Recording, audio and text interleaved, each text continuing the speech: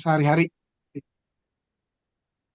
Nah, kemudian setelah hal yang konkret itu dijalankan, maka yang kedua, ya, tips untuk mengajarkan kumpulan,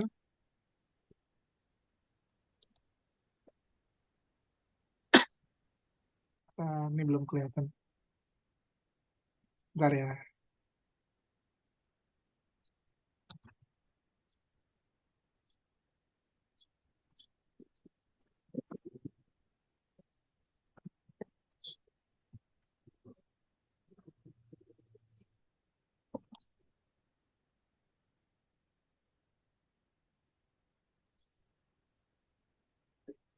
Bentar. Kok ininya materinya nggak? Mana tadi? Bentar ya.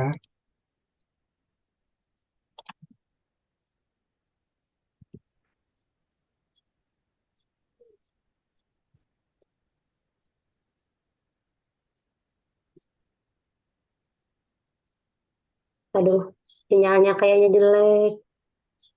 Gila ya. Bentar ya. Ini. Hmm.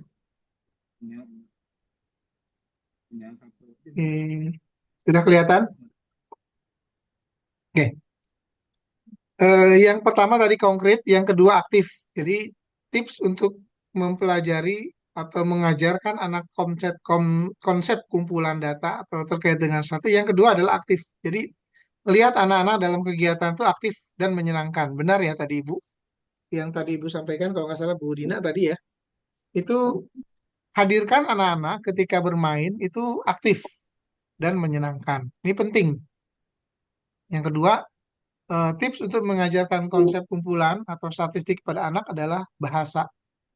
Bahasa sebelumnya adalah perkataan yang memang kita harus lakukan sehari-hari.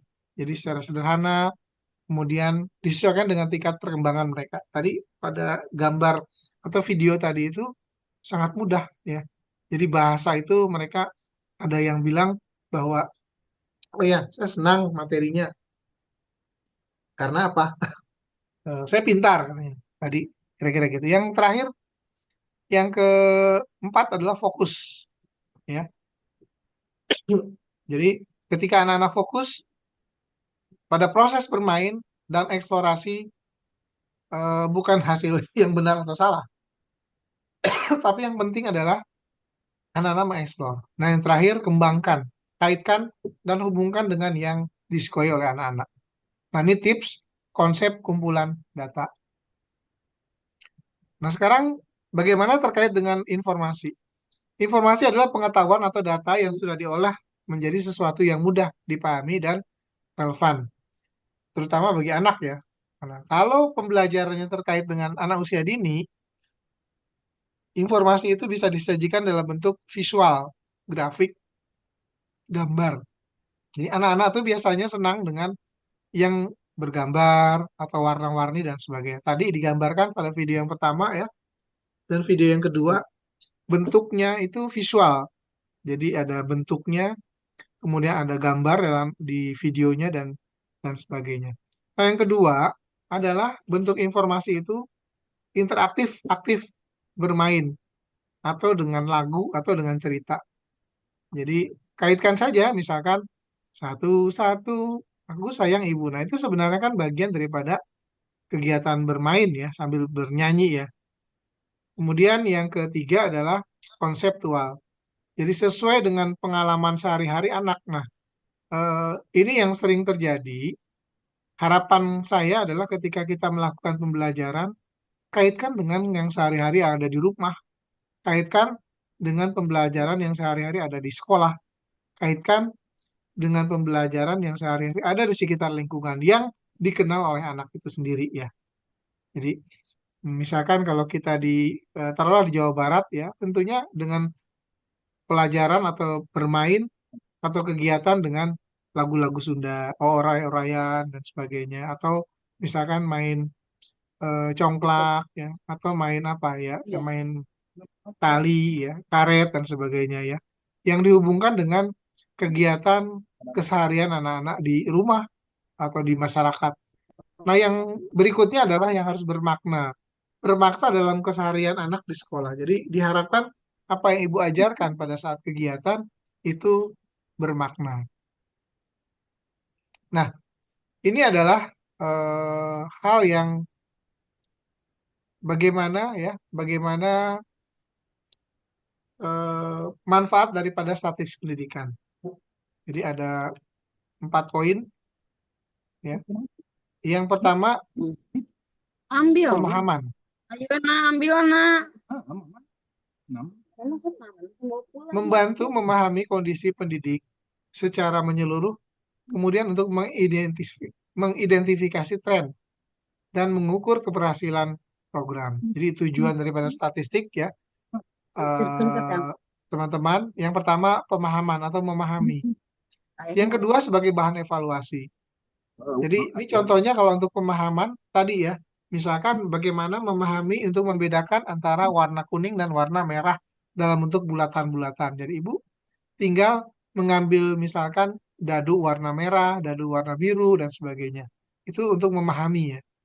Jadi ketika anak mengambil dadu yang warna merah atau balok warna merah, nah itu sebenarnya ibu sudah memahami pendidikan atau pembelajaran di statistik dasar. Yang kedua, evaluasi. Memberikan data untuk mengevaluasi program pendidikan, kemudian mengukur, kemudian kebijakan, dan meningkatkan kualitas pendidikan. Jadi semakin tinggi, ya, semakin kegiatan itu bervariasi, maka anak-anak akan semakin meningkat kualitasnya. Yang ketiga adalah sebagai perencanaan. Jadi statistik itu bisa dipakai selain pemahaman dan Ah, sebagai evaluasi ya. tanggal yang lila mengevaluasi. Nah, evaluasi itu biasanya kalau misalkan dalam pembelajaran ya ada Mama wan makel, pembukaan, mama inti dan yang terakhir adalah penutup. Di dalamnya itu ada refleksi. Nah, banyak kita bisa menggunakan teknik-teknik statistik. Nanti saya akan berikan penjelasan ya di slide yang berikut. Yang ketiga adalah perencanaan. Nah, perencanaan di dalam statistik ini sangat sangat diperlukan. Jadi memberikan dasar yang kuat untuk perencanaan dan pengambilan keputusan. Jadi Aduh, iya. contoh Like. misalkan ibu merencanakan untuk besok pembelajarannya apa terkait dengan yang disukai oleh anak-anak. Nah, itu direncanakan ya. Nah, di sini adalah berkaitan dengan statistik tentunya ya. Jadi mana anak-anak yang suka dengan materi kegiatan yang sifatnya visual, mana anak yang suka kegiatan yang berkaitan dengan apa? Dengan gerakan, mana anak yang suka berkaitan dengan pembelajaran musik dan sebagainya. Jadi gaya belajar itu ibu harus tahu. Nah, itu tentunya harus diambil daripada statistik pembelajaran. Yang keempat adalah alokasi, membantu dalam mengalokasikan sumber Dua daya mata kuliah pendidikan secara model efisien dan efektif. Ya, kasih tahu kan gara-gara bagian honor KPS. kita lanjut ya. Kedua mata kuliah ini kan dari luring. Jadi membantu pembelajaran luring, mama dua mata kuliah Kita lanjut. Kumpulan data untuk anak usia dini harus mencerminkan atau relevan dengan hal-hal yang sederhana. Yang kedua, relevan dengan kehidupan sehari-hari. Jadi tadi kita sudah mempelajari tentang kumpulan data. Nah, bagaimana kita mempelajari kumpulan data itu supaya anak-anak itu paham. Nah, makanya harus yang berkaitan dengan pembelajaran yang sederhana. Misalkan yang mereka kenal dadu, ya, ranting, kemudian apa warna-warni gitu ya, yang keseharian aja. Atau misalkan dalam dalam ketika anak sedang belajar, ketika anak baru masuk belajar gitu, kan berbaris. Oh, ini kelompok perempuan, kelompok laki-laki itu bagian daripada kumpulan data. Nah, yang pertama adalah bagaimana ibu menentukan mengelompokkan objek. Contoh di sini anak diminta mengelompokkan mainan berdasarkan apa nih? warna. Anak diminta untuk mengelompokkan mainan Kan bareng berdasarkan lagi bentuk. saya. Kalau warna dan bentuk bisa dijadikan satu ya, misalkan permainan balok. Ada tidak di sekolah ibu punya permainan balok? Nah, itu bisa digunakan. Nah, yang berkaitan dengan ukuran, kemudian melatih, tujuannya apa? Yaitu untuk melatih keterampilan berpikir logis dan mengelompokkan. Jadi ajak anak-anak misalkan Fledo, pasir dan sebagainya ya. Jadi mengelompokkan pasir itu maksudnya yang dibentuk ya. Kemudian menghitung, dua menghitung dan membandingkan. Jadi kumpulan data itu untuk analisa anak usia dini. Yang kedua adalah menghitung dan membandingkan. Apa yang dihitung? Jumlah buah dalam keranjang. Misalkan temanya adalah tentang tanaman dan buah. Ibu hadirkan buahnya itu pisang. Nah, selain mengelompokkan buah itu berdasarkan misalkan warna atau pisang kan ada warna yang hijau, ada yang warna kuning, atau pisang ada lagi berdasarkan mengelompokannya misalkan pisang yang besar atau pisang yang kecil dan sebagainya. Atau buah-buahan atau yang berada di sekitar lingkungan sekolah. Mana yang menurut ibu kira-kira ibu bisa hadirkan materi itu. Nah, menghitung jumlah buah di keranjang. Jadi misalkan temanya buah eh, yang dihadirkan adalah buah jeruk, ya ibu ambil beberapa keranjang buah jeruk, ya. Kemudian tentunya anak-anak diminta untuk menghitung. Nah, jumlah jumlah warnanya misalkan ya, atau mainan yang berwarna biru, atau mainan yang berwarna merah. Nah, tentunya di sini kita harus sudah menyiapkan benda-benda tersebut yang dikenal oleh anak-anak. Tujuannya apa? Untuk mengenal konsep jumlah dan perbandingan sederhana. Ini bagian dari statistik ya. Yang ketiga adalah mengenali pola. Jadi mengamati jenis kendaraan yang lewat misalkan. Anak-anak misalkan kalau sekolah yang berada di pinggir jalan ya boleh saja sekali-sekali misalkan asalkan yang tidak membahayakan ya. Misalkan di pagar ya. Anak-anak diminta untuk coba ada berapa motor yang lewat misalkan gitu ya. Kemudian ada bus misalkan. Ini hal-hal yang sederhana ya, yang mudah dilakukan sehari-hari. Coba hitung berapa jumlah bus atau motor atau mobil yang lewat, misalkan seperti itu. Kemudian anak mencatat, belajar mengamati. Nah, tujuannya apa? Yaitu untuk supaya anak-anak itu mampu mengamati, kemudian boleh dicatat dan memahami dan data sederhana dari lingkungan. Jadi, kumpulan data itu bukan sesuatu hal yang sulit ya. Jadi, ibu bisa ngambil dari hal-hal yang minimal ada di sekolah tersebut, minimal ada di dalam lingkungan kelas, minimal ada di dalam eh, sekolah. Ya. Kemudian yang terakhir diagram atau visual sederhana. Jadi untuk TK atau PAUD, buatlah grafik yang sederhana, misalkan dalam bentuk batang atau bulat ya, atau stiker misalkan ya. Itu ibu hadirkan. Tujuannya apa? Adalah supaya anak-anak itu memahami bagaimana data dapat divisualkan atau dibandingkan. Contoh misalkan eh, sekali-sekali misalkan apa misalkan di setiap sekolah itu ada WC atau toilet gambarnya perempuan. Nah, berarti anak sudah mampu memvisualkan bahwa kalau gambarnya perempuan berarti itu untuk anak-anak perempuan yang boleh masuk ke dalam apa toilet itu gitu loh. Atau gambarnya anak yang antri dalam bentuk visual. Berarti dalam setiap kegiatan anak-anak itu harus antri. Nah, kira-kira seperti itu ya, Bu ya. Kemudian kita lihat lagi sumber data statistik. Data statistik itu Ibu bisa catat ada tiga ya. Yang pertama data dalam bentuk primer. Data yang dikumpulkan secara langsung melalui survei, yaitu pengumpulan data, lapangan, dan observasi. Nah, kalau kita kan di PAUD ya, jadi mungkin ambil hal-hal yang sederhana yang Ibu bisa lakukan. Misalkan mana anak-anak yang ini yang sederhana ya, Ibu bisa buat dalam keseharian mana anak-anak yang suka membawa bekal, ya. Itu dicatat. Misalkan hari ini bawa bekal, misalkan bawa bekal makanan yang dibuat oleh orang tua yang digoreng atau yang dimasak atau yang direbus.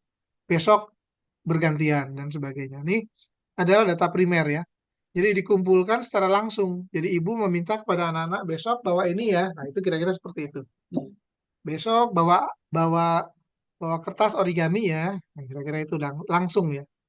Kemudian data sekunder, data yang dikumpulkan dari sumber lain seperti laporan Kementerian Pendidikan dan Kebudayaan, lembaga riset dan organisasi. Yang ketiga, data tersier, data yang diolah kembali dari data primer dan sekunder seperti analisa interpretasi. Jadi mengcombine. Jadi ada data primer dan data sekunder, kemudian data tersiernya adalah mengcombine. Nah, kemudian statistik juga, ya, Ibu bisa lihat ada indikator statistik utama yang bisa Ibu jadikan pedoman. Jadi, misalkan tingkat partisipasi pendidikan. Nah, kalau secara umum tingkat partisipasi pendidikan Indonesia misalkan sekian persen. Nah, artinya apa? Presentasi penduduk dalam kelompok usia tertentu yang mengikuti pendidikan. Kalau contoh mudahnya misalkan dalam satu kecamatan, tingkat partisipasi pendidikan anak di usia dini dalam satu kecamatan. Misalkan ada sekolahnya ada 10, partisipasinya berapa persen dari 10 itu? Ya, kira-kira contohnya seperti itu ya. Yang kedua, angka partisipasi kasar. Artinya persentase penduduk usia sekolah yang terdaftar, kemudian tanpa melihat tahun kelas. Jadi pokoknya yang terdaftar di sekolah itu berapa misalkan. Atau kalau misalkan di PAUD Ibu, yang terdaftar di sekolah Ibu itu berapa, tanpa melihat tahunannya ya. Itu namanya angka partisipasi kasar, jadi secara umum aja. Ada angka partisipasi murni, jadi persentase penduduk ya usia sekolah yang terdaftar di sekolah sesuai dengan tahun kelasnya. Ya, misalkan tahun ini yang masuk di sekolah Ibu untuk kelompok bermain ada 10, kelas TKA-nya ada 15 untuk tahun ajaran tahun ini. PKB-nya misalkan ada 20. Nah, angka partisipasi murni itu artinya seperti itu, kira-kira Bu ya. Paham ya Bu ya? Nah, Allah. kemudian kita lanjut.